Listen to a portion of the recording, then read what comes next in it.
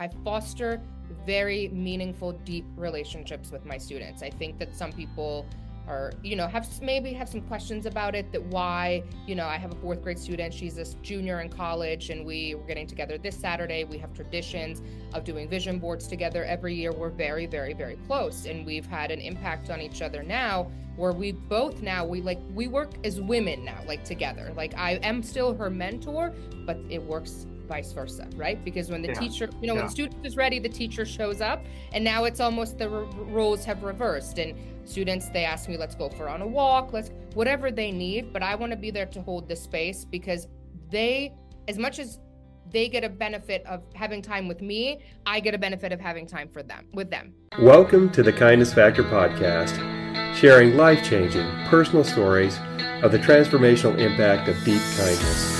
Hosted by Dr. Ilya, the happiness doctor, and Randy McNeely, the kindness giver. Thank you for joining us. Good morning, good afternoon, or good evening. Welcome to another episode of the Kindness Factor podcast. I'm Randy McNeely, known as the kindness giver, and normally I'd be joined by my wonderful co-host, Dr. Ilya Gorgoris, the happiness doctor, but he had a personal emergency come up and he's not able to join us today. But I am thrilled to be able to share the mic today with a wonderful lady named Karolina Koppany, who is going to be sharing some amazing things with us today. And I want to share with you just a little bit more about Karolina. You know, she is an award-winning social and emotional learning educator, and she's also the recipient of the California East Bay Teacher of the Year Award back in 2015. In 2017, Karolina founded the NWYE Young Entrepreneurs organization in Hungary. It's their first K-12 social and emotional learning curriculum. Karolina is the Associate Director of Employee Relations for the Kogod School of Business in Washington, D.C. And she's also an ICF-accredited mindset coach who champions well-being, mental health, and self-care. In her free time, she loves to travel the globe. And when she's not traveling the globe, she likes to spend a lot of time with family and friends, or just go out and geek out in the gym. She really enjoys yoga, boxing, and squash. All of those things have a unique place in her heart. Karolina, I just want to say thank you so much for being willing to come on the show with us today.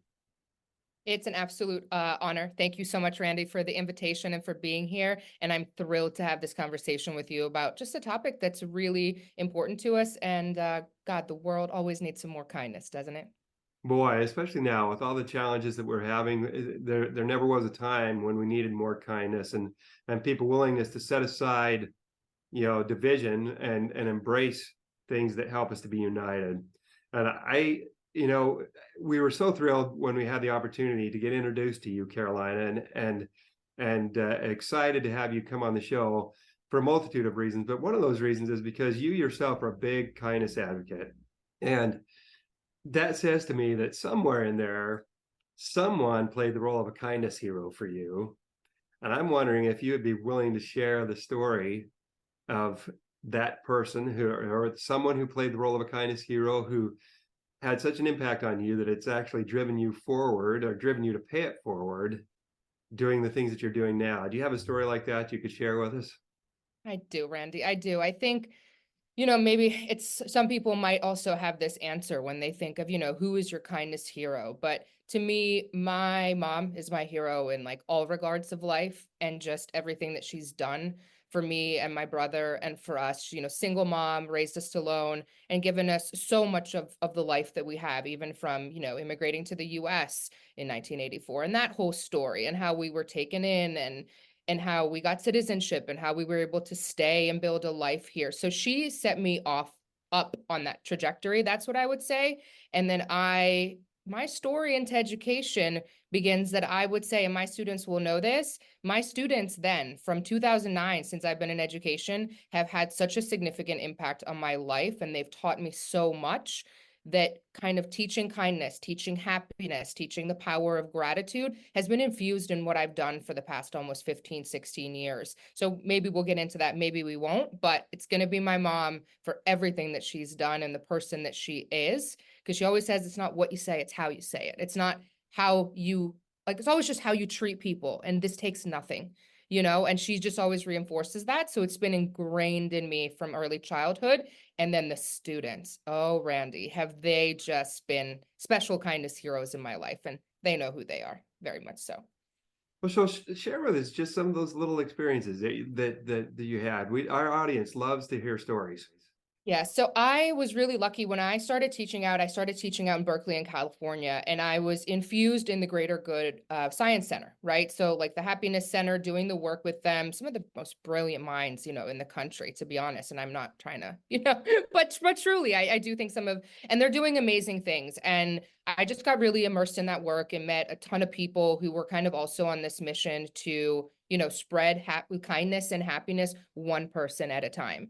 And so what I started doing and what I didn't notice that I was doing, that my classrooms had become happiness classrooms unintentionally, just somehow, like, we were the happy classes, we had happy agreements, we had grateful agreements, we had morning meetings, we had closing circles.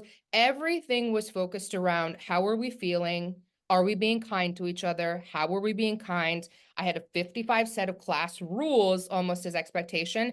I would say 30 of those were focused on kindness and on little things such as, if I'm going to give you a piece of paper that could be your test and you're not saying thank you in 3 minutes or 3 seconds, 3 minutes, oh God, 3 seconds, then that paper is no longer going back to its owner. And I think you wanted to know the grade that you got on that test or that paper that you worked really hard on. So it was all these little things that then started to, build a company around that, gain some traction, kind of like parents got involved, faculty got involved, bigger audience got involved. And then that's how I think my journey towards social emotional learning then began. But the happiness classrooms back in Berkeley, starting from 2012, those were where it all started.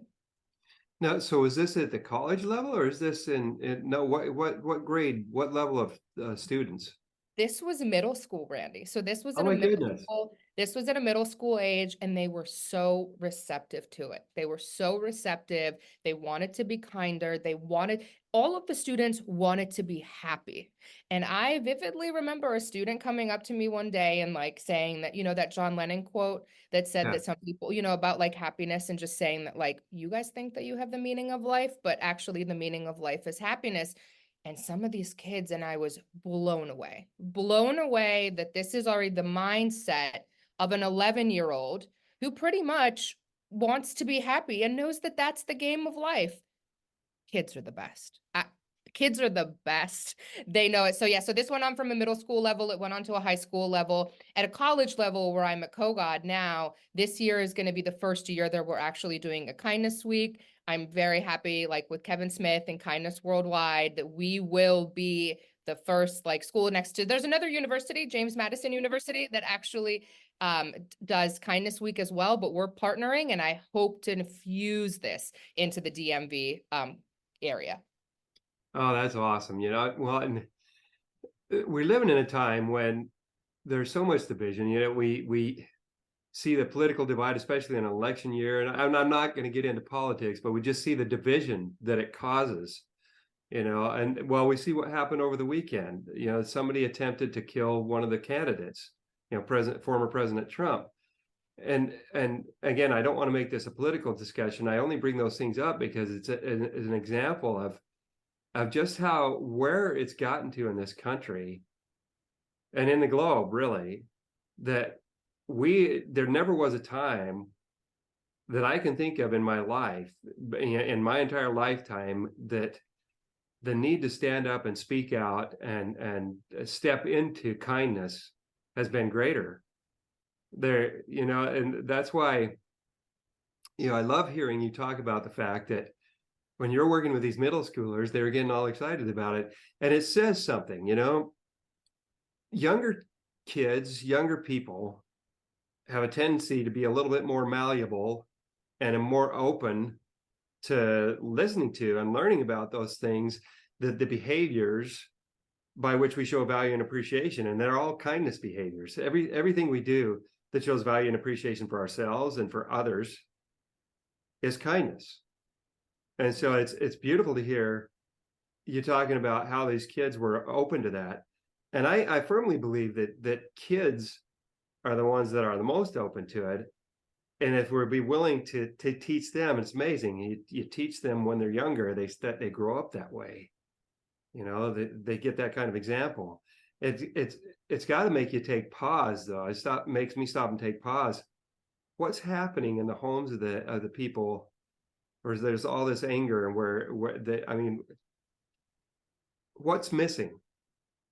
Yeah, I mean, listen, Randy, I think that's a great question. It's a complex question. I'm not sure, even though I've been in education for a long time, even though I have a background in counseling, even though I have a coaching degree, I think that falls under a bigger question, right? Because Yeah. everything is conditioning. And so I'm not a therapist, and I'm not putting on that hat, or a social worker, or someone who's, licensed to be a medical health professional. Sure. But everybody, and this is, again, I think, taking a kindness approach, Randy, but everyone does the best with what they can.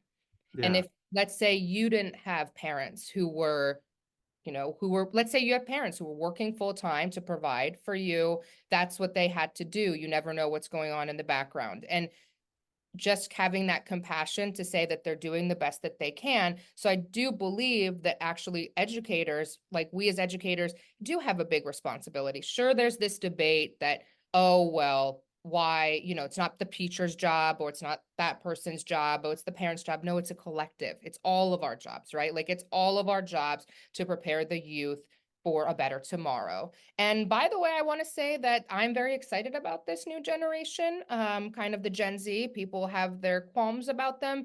I love Gen Z, and they are going to take us into a whole new world. This is already happening. And specifically because when I work with the college students here, they will tell you that one of their main priorities in life now, and this is kind of that work-life balance, they want their well-being to be at the center of what they're doing. They don't want additional stress. They know that working out's really important. They know that sleeping is important. They know that consuming mass social media is not good for their mental health, for their physical health, for their emotional health. So it feels that this generation is onto it, or onto what excites me, because I think that this is the way to go.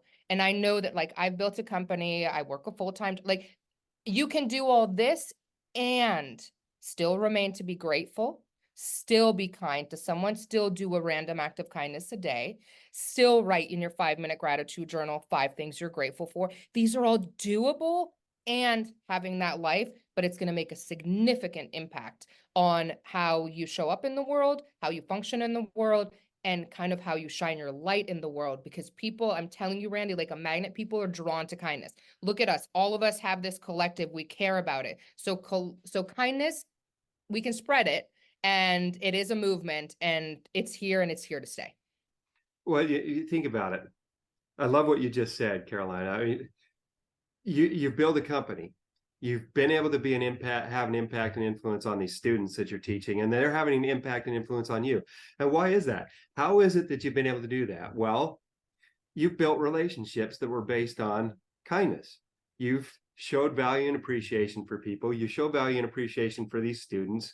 You exhibit multiple behaviors. You listen, you learn, you share. All those things are behaviors that are kindness based. They're embraced by the circle of kindness. And the more we put those behaviors into practice, like you just said, the more people are going to be attracted to us. People want to be around other people who make them feel good, who lift them up, who build their spirits. How many people like to be around people that look like they've been walking around all day sucking on a sour pickle? You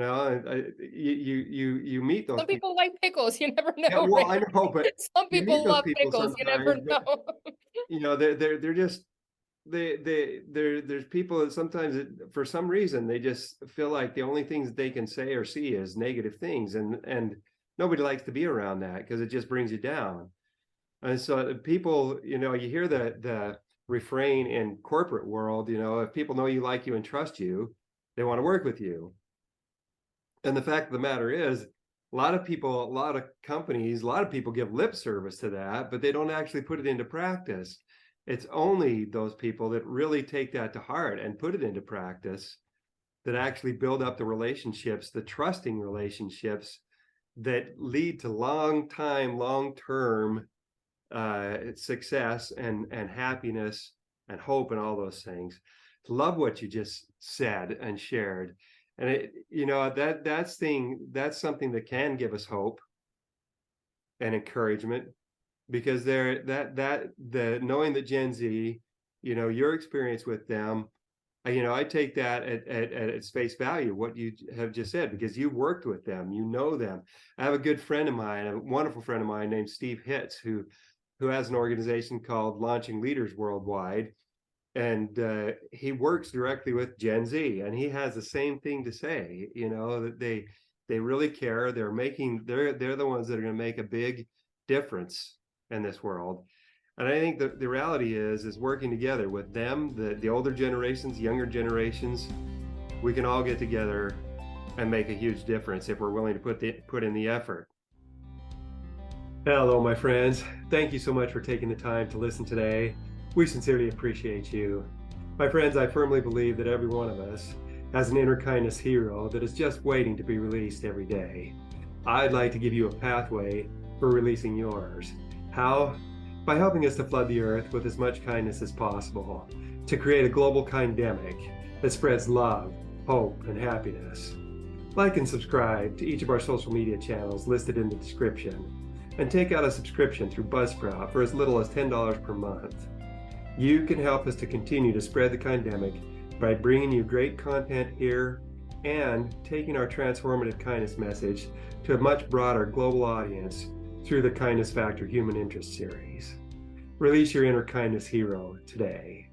Thank you for your support. And think about it. I mean, Randy, for us, like, we're at a business school, and I always tell students, kindness is the best business strategy.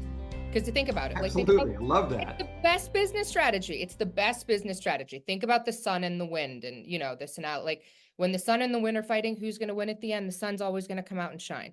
So you can go with it, and you can blow, and you can. But it's a lot of wasted energy. It is a lot of hassle. So kindness is the best business strategy. I've achieved more through kindness than through anything else. And this is coming from someone who set up a business, run a business through COVID, which was, again, just, a different time, and still, focuses and is on multiple committees and boards. Kindness is the best business strategy.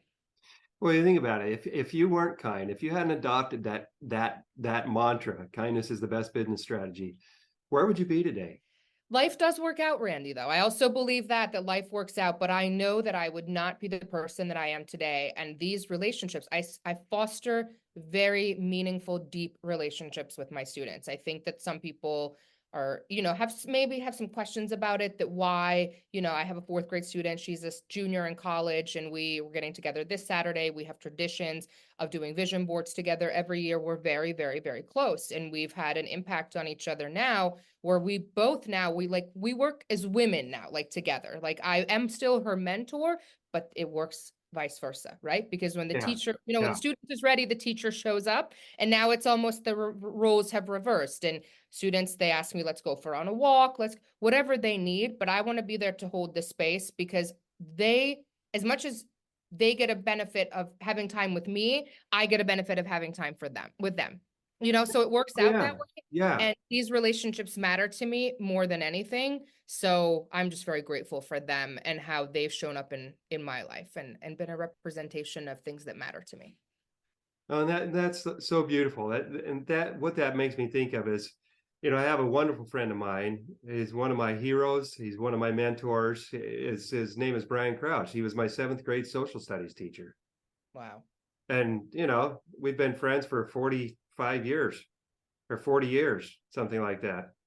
And the thing is we still keep in touch. And I don't remember, the only thing I remember from his class, the actual, something that I remember watching Spartacus, the old Kirk Douglas movie from the 50s. I remember watching that class as part of his, that movie as part of his class. I don't remember really a whole lot about the things that he taught. What I do remember, though, is how I felt. I remember how he treated me, and particularly at that time in my life when I was going through, our family was going through some real challenges. My father had some issues, and anyway, there was a lot of things going on, and I didn't have very good self-esteem. In fact, I had lousy self-esteem, and being able to go to his class and come in there, and he was a first-year teacher. It was the very first. We were the first class he had ever taught outside of student teaching. But I remember coming into his class, and the way he treated us, the way he paid attention to us, the way he showed that he cared, I've never forgotten that. And that's why, I wanted to stay in touch with him. We stayed in touch all these years, and we still, we either text or call each other every few months. He lives, over in Idaho, and I live in Iowa, and we're a ways away from each other, but we still keep in touch on a regular basis. And it's amazing how that kindness, the kindness he showed me, and the kindness that you showed your students, they want to stay in touch with you because of that. They want to be around you because of that, and you want to be around them because of that. What a beautiful thing. It's the best feeling, Randy. And this is one of my favorite quotes in the world, and that's exactly what you're alluding to. The great Maya Angelou: people will forget what you said, people will forget what you did, but people will never forget how you made them feel. And that's absolutely, that is, to me, I carry that on forever, and I remember it almost daily, and I use it daily because it is so true. And just that's why kindness is important. It's the best business strategy. It costs nothing, and you're going to get so much further in life. And guess what? You're probably going to be a little bit happier too. So tons of added benefits. well, and that's the beautiful thing about, when we recognize the fact that all the things that can come and do come as a result of treating people with respect, showing value and appreciation, people, that's where one of our last guests, the wonderful man named Sean Barrows, talked about how it spirals up. There's always a ripple effect. And think about, we're talking about decades of time. It's been 40 years since my experience, since I was in Brian Crouch's class. And yet the impact he had 40 years ago is still impacting me today. Think about, you said the young woman you were talking about was a fourth grade student, and now she's a full-grown woman, and you work together and do things together. Think about that. That's decades of time. That just shows, again, I bring this up nearly every show, the power, the amazing power and impact that kindness has. Kindness is like a primer. It's like a primer. When your house, you've got a new house and you've got to paint it. Before you put the real paint on, you have to put a primer on it in order to prepare the wood so that the paint will stick to it. Kindness is just like love's primer. Kindness, opens our hearts and prepares our hearts so that the love we feel when somebody is kind to us is going to stick. The love that somebody shows to us, gives to us, sticks there. It engraves it there. That's why I remember Brian Crouch so well. That's why I remember my wonderful, beautiful friend, Rochelle Knight, when I was in 8th grade. I've shared this story multiple times. She, I was going through a really challenging time. And I told her, I bet you think I'm pretty stupid, huh? And she didn't miss a beat. She responded back to me. She says, "Oh, no, I don't, Randy. I think you're pretty neat." And I needed to hear that. And I had no idea at the time how bad I needed to hear that. But I still remember that. I remember that experience. And that was 40 years ago. Anyway, so I love what you're talking about. Yeah, Randy, what you're saying, it's really reminding me of that when we think about, there's so many times I like, what did I learn in college? What did I learn in high school? Or what, I don't remember these things. Like, someone will ask me, like, what was the content that you taught in that class in 5th or 6th grade? I can go back to it. I can pull it up. I can definitely find it, but it's the interactions that I remember, and it's the interactions that the students remember. They remember the colorful signs. They're actually all here at the office too.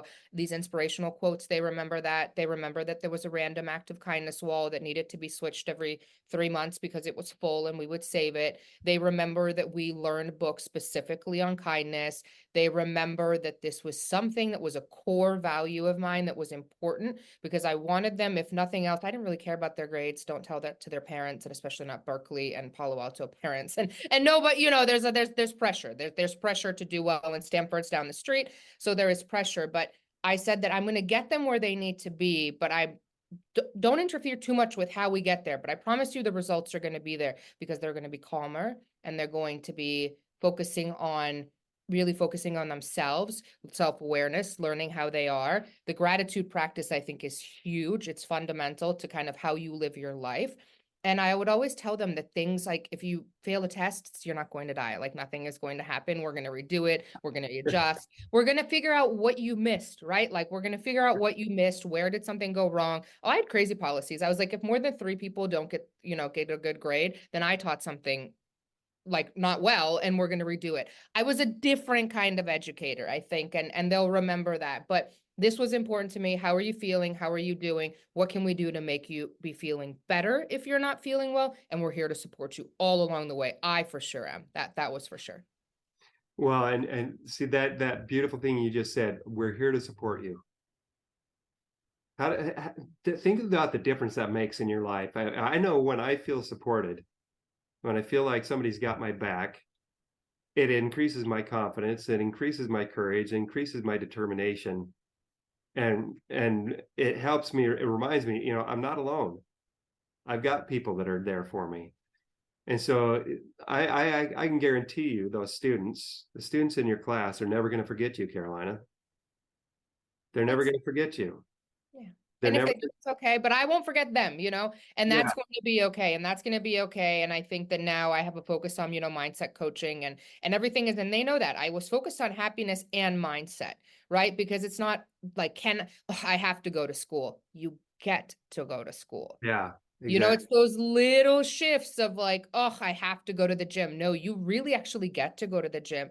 I have homework. Guess what? Well, it's better that, like, do you want to work? Because like you can work, like I can give you a job, but do you want to work or do you just want to finish your homework and go and play and do something else and live your best life? Like I try to frame it in a way that like you will be able to work after 18 all your life.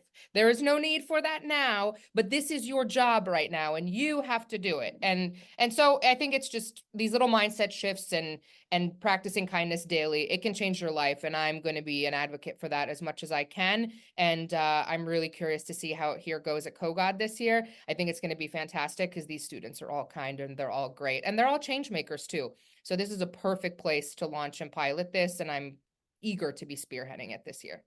Oh, wow. Well, Karolina, my goodness, we could talk for a long, long time. But we've gotten to that point where it's time to wrap up. And so what we normally do at this point is, I wonder if you would be willing to share 3 little pearls of wisdom, 3 nuggets with our audience that they can take away and think about and ponder on today, and that can make a difference in their lives. You got 3 nuggets you can share with us? I do. I'm usually I come prepared, or I think about things ahead of times, but I think to start with, first and foremost, when given the choice between being right or being kind, always choose kind.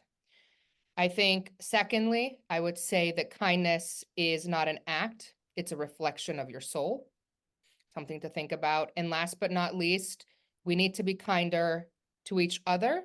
And I think that starts with being kinder to ourselves. So I'm going to leave it at that, Randy. Simple, straight, forward, and effective. Powerful. Thank you so much, Karolina. And if our audience wants to reach out to you and get in touch with you, what's the best way to do that? They can find me on my website, which is www.coachmisskmsk.com, and also LinkedIn. I'm very active on LinkedIn. If anyone wants to reach out, that's a great place too as well. And thank you so much for this time, Randy, and for being here and to talk about something that is making the world a better place. And I'm grateful for people like you. So thank you so much for having me. Oh, you're welcome. Thank you so much for being willing to join us. And I want to just take a quick moment to invite our audience to stop today. After you listen to this, stop for just a few minutes and think about, what did you learn? How can I apply it to my life? What am I going to do about it? Just stop and think about those things. What have you learned today? How is it applicable to me? And what am I going to do about it? Because I can promise you that there are lots of nuggets that were shared, and there are things that you can take away that will make a difference in your life. And remember, as you go throughout your next week, with kindness, everybody wins.